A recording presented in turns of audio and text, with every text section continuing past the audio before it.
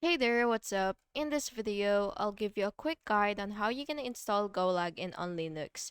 So this is really useful if you want to use GoLogin on a Linux machine for privacy and multi-account management.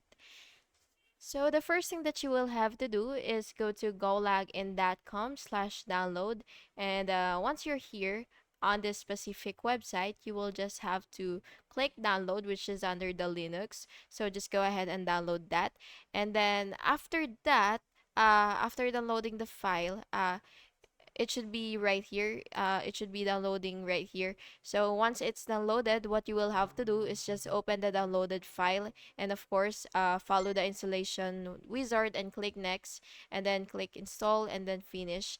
And yeah, that's basically just it. And then after that, of course, you do after the installation, you will just have to launch the app and log in or sign up for an account. And you could also test the browser launch by creating a test profile and start the browser and make sure that it opens without any errors.